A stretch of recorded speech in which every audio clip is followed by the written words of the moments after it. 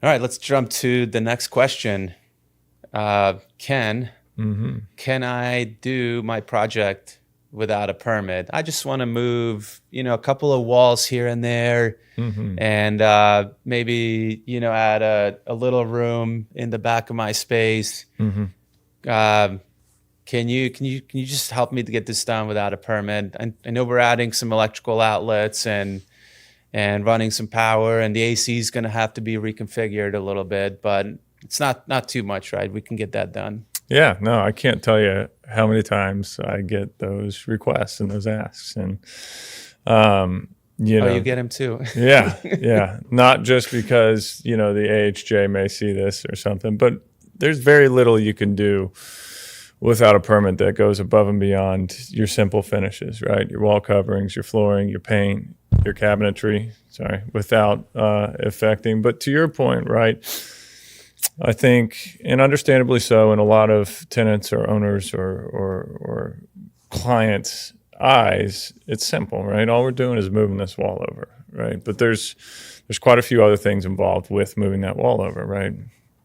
Say we split this room in half. Really, in reality, all we're doing is building a wall. But what we're changing is all of a sudden we're changing the life safety, which is the biggest box we check and the first box we check when determining the need for a permit, right? Because that's obviously what has the biggest implications. Now, you're always going to have to go into your MEPs and your utilities, right?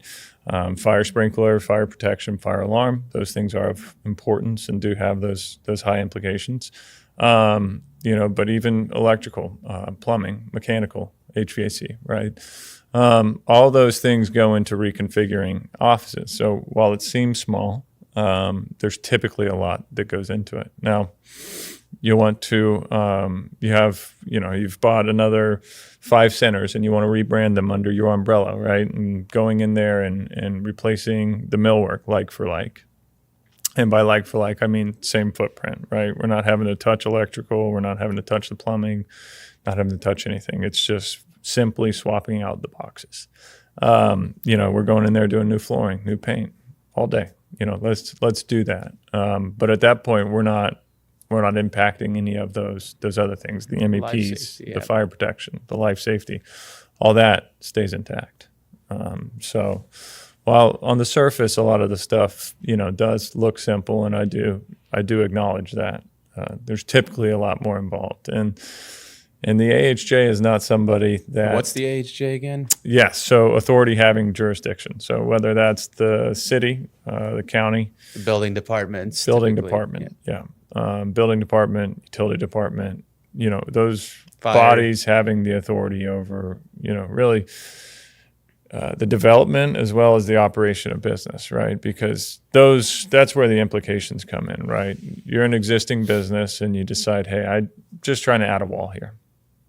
It's simple. I'm not going to pull a permit. We're just going to add a wall. For whatever reason, you get a visit from the fire marshal, somebody from the building department. Maybe they visit your center and you have no idea they're from the building department, but they Or see. they might just be a client there or a Sure. patient too. We've had that We happen have where had that. the Yeah. building official was and not a project that we did, but heard from another client that they had the building official was their patient at the clinic, hmm and one day he comes in and he goes, "Well, when did you guys?" Well, he noticed that they had added a couple of walls hmm and did not see a permit for it. He went back and checked, and sure enough, there wasn't a permit Yeah. for that. So Yeah. it can be tricky when they when you do stuff like that, and at the same time that puts our license